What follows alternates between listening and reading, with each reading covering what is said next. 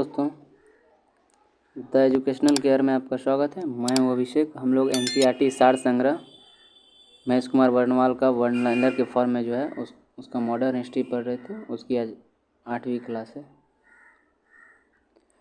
खिलाफत एवं असहयोग आंदोलन। भारत में चलाए गए खिलाफत आंदोलन का प्रमुख कारण क्या था? तुर्की में खलीफा पद को इंग्लैंड के द्वारा समाप्त किया जाना। वर्ष 1919 में दिल्ली में आयोजित अखिल भारतीय खिलाफत कमेटी की अध्यक्षता किसके द्वारा की गई? महात्मा गांधी के द्वारा। वर्ष 1920 में इलाहाबाद में आयोजित सम्मेलन के दौरान खिलाफत समिति के द्वारा गांधी जी को असहयोग आंदोलन प्रारंभ करने का अनुरोध किया गया। खिलाफत आंदोलन के प्रमुख नेता कौन थे? शौकत अली और मोहम्मद अली। भारतीय राष्ट्रीय कांग्रेस के पहला असहयोग आंदोलन किस वर्ष प्रारंभ किया गया? वर्ष 1920 में। वर्ष 1920 में नागपुर अधिवेशन में असहयोग आंदोलन के प्रस्ताव को किसने प्रस्तावित किया? CR दास ने। असहयोग आंदोलन के दौरान किस व्यक्ति ने अपनी वकालत छोड़ दी थी? चित्तरंजन दास ने। असहयोग आंदोलन के दौरान महात्मा गांधी ने कैसरे हिंद की उपाधि त्याग दी थी। वर्ष 1921-22 के असहयोग आंदोलन का मुख्य परिणाम क्या था? हिंदू मुस्लिम एकता। महात्मा गांधी द्वारा चलाया गया प्रथम जन आंदोलन असहयोग आंदोलन था।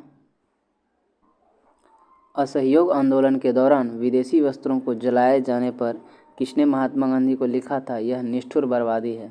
रविन्द्रनाथ टैगोर। चौरी चौरा कांड जो 5 फरवरी 1922 को गोरखपुर जिले में घटित हुई थी, जिसके कारण महात्मा गांधी ने असहयोग आंदोलन वापस ले लिया था। चौरी चौरा की घटना के समय महात्मा गांधी कहाँ थे? वारदौली में थे। असहयोग आंदोलन कब समाप्त हुआ? वर्ष 1922 में। असहयोग आंदोलन के दौरान मोतीलाल नेहरू, CR दास, श्री राजगोपालाचारी, वल्लभ भाई पटेल, आसफ अली और T प्रकाशन व राजेंद्र प्रसाद जैसे प्रमुख वकीलों ने अपनी वकालत छोड़ दी थी। स्वराज पार्टी और कांग्रेस का लाहौर अधिवेशन। स्वराज पार्टी को किसने स्थापित किया था?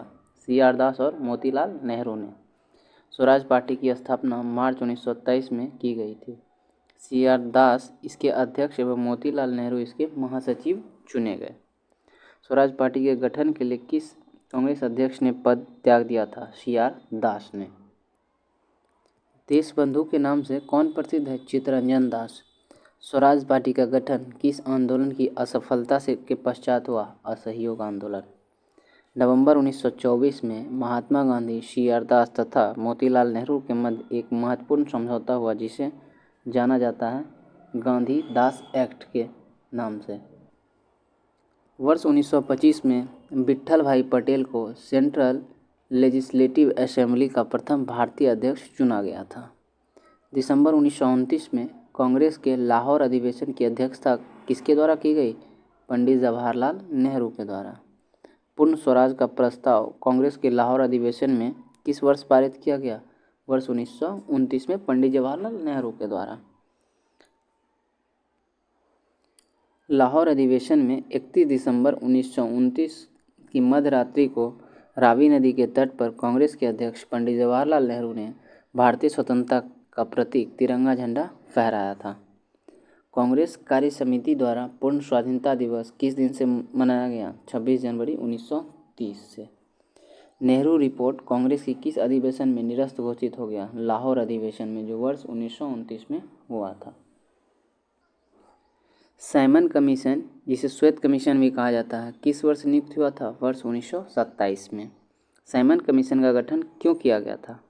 भारत शासन अधिनियम 1919, मॉन्टेग्यू चेम्सफोर्ड सुधार की समीक्षा हेतु। भारतीय ने साइमन कमीशन का बहिष्कार क्यों किया था? क्योंकि इसमें कोई भी भारतीय सदस्य नहीं था।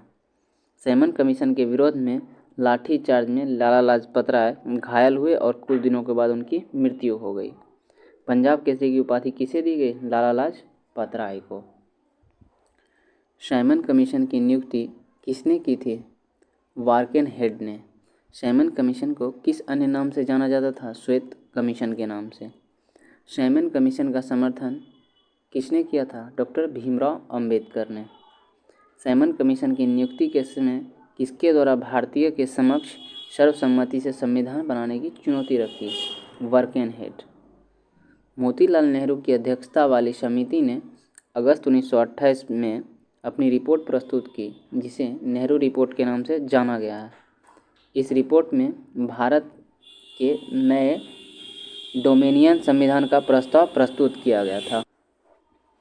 कांग्रेस के किस अधिवेशन में कार्यकारी कमेटी का सविनय अवज्ञा आंदोलन प्रारंभ करने का अधिकार दिया गया? लाहौर अधिवेशन। महात्मा गांधी ने वर्ष 1930 में कहाँ से सविनय अवज्ञा आंदोलन आरंभ किया था? दांडी, गुजरात से। नमक कानून तौर पे सविनय अवज्ञा आंदोलन के अंतर्गत महात्मा गांधी ने अपनी 78 अनुयायियों के साथ 12 मार्च 1930 को साबरमती आश्रम से यात्रा प्रारंभ की और 6 अप्रैल 1930 को दांडी पहुंचकर यात्रा समाप्त की। इस यात्रा को दांडी यात्रा भी कहते हैं। नमक सत्याग्रह के समय गांधी जी के गिरफ्तार हो जाने के बाद आंदोलन के नेता के रूप में उसका स्थान किसने लिया? अब्बास तैयब। गांधी जी ने किस विदेशी पत्रकार को दांडी मार्च के समय अपने साबरमती आश्रम में ठहराया था? वेब मिलर को। महात्मा गांधी धारासना नामक गोदाम पर कांग्रेस कार्यकर्ताओं के धावे के समय किस स्थान पर थे? यरबदा जेल में थे। खान अब्दुल गफ्फार खान ने लाल कुर्ती आंदोलन का प्रारंभ किया था। इसका मुख्य उद्देश्य अंग्रेजों को भारत से बाहर निकालना था। आचार्य विनोबा भावे किस आंदोलन में शामिल होने के कारण प्रथम बार गिरफ्तार हुए थे? सविनय अवज्ञा आंदोलन।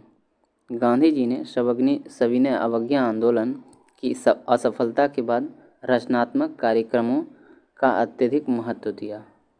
किस आंदोलन के दौरान गढ़वाल रेजिमेंट के सैनिकों ने प्रदर्शनकारियों पर गोली चलाने से इनकार कर दिया? सविनय अवज्ञा आंदोलन में। वर्ष 1930 में अंग्रेज सरकार के विरुद्ध प्रसिद्ध पेशावर कांड का नायक कौन था? वीर चंद्र सिंह गढ़वाली। तमिलनाडु में चक्रवर्ती राजगोपालाचारी ने दांडी यात्रा की तरह चित्रनापल्ली से वेदरायन तक की यात्रा की थी। जियातरंग आंदोलन कहाँ प्रारंभ हुआ था? नागालैंड में। प्रभावती देवी किस क्षेत्र की स्वतंत्रता संग्राम सेनानी थी? चंपारण, बिहार की। बेगूसराय के चौकीदारी टैक्स के विरुद्ध आंदोलन किस एक आंदोलन का भाग है? सविनय अवज्ञा आंदोलन का एक भाग है। गांधी इरविन समझौता, जिसे दिल्ली समझौता भी कहा जाता है, वह कब हुआ था? 5 मार्च 1931 को। गांधी इरविन समझौते में किस आंदोलन का स्थगन किया जाना प्रस्तावित था? सविनय अवज्ञा आंदोलन का। भारतीय राष्ट्रीय कांग्रेस के प्रतिनिधि किस गोलमेज सम्मेलन में शामिल हुए थे? द्वितीय गोलमेज सम्मेलन में। द्वितीय गोलमेज सम्मेलन में भाग लेने के लिए महात्मा गांधी बम्बई से लंदन SS राजपूताना नामक जलियान से गए थे। वे लंदन के किंग्सले हॉल में ठहरे थे। द्वितीय गोलमेज सम्मेलन में कांग्रेस का प्रतिनिधित्व किसने किया? महात्मा गांधी ने। लंदन में प्रथम गोलमेज सम्मेलन में किस भारतीय नेता ने भाग लिया था? मौलाना मोहम्मद अली ने। लंदन में संपन्न हुए गोलमेज सम्मेलन में किसने भारतीय ईसाइयों का प्रतिनिधित्व किया था? KT पॉल ने। द्वितीय गोलमेज सम्मेलन के समय ही विंस्टन चर्चिल ने महात्मा गांधी को अर्धनग्न फकीर भी कहा था। प्रथम गोलमेज सम्मेलन 12 नवंबर 1930 से 19 जनवरी 1931 तक हुआ। द्वितीय गोलमेज सम्मेलन 7 सितंबर 1931 से 1 दिसंबर 1931 तक हुआ। तृतीय गोलमेज सम्मेलन 17 नवंबर 1932 से दिसंबर 1932 तक हुआ। द्वितीय गोलमेज सम्मेलन किस मुद्दे पर असफल रहा? सांप्रदायिक प्रतिनिधित्व पर। वर्ष 1931 में भारतीय राष्ट्रीय कांग्रेस के कराची अधिवेशन के लिए किस मूल अधिकारों तथा आर्थिक कार्यक्रमों पर संकल्प प्रारूपित किया गया? पंडित जवाहरलाल नेहरू ने। किस भारतीय नेता तीनों गोलमेज सम्मेलन में भाग लिया था? डॉक्टर भीमराव अंबेडकर जो हैं वह तीनों गोलमेज सम्मेलन में भाग लिए थे। गांधी इरविन समझौते के हस्ताक्षरित होने से तेज बहादुर सप्रू ने महत्वपूर्ण भूमिका निभाई थी। इरविन और गांधी को दो महात्मा किसने कहा? सरोजिनी नायडू ने कहा। गांधी इरविन समझौते को कांग्रेस के किस अधिवेशन में स्वीकार किया गया? तो कराची अधिवेशन में, जो वर्ष 1931 में हुआ था। आज के लिए इतना ही, मिलते हैं नेक्स्ट क्लास में, तब तक के लिए धन्यवाद।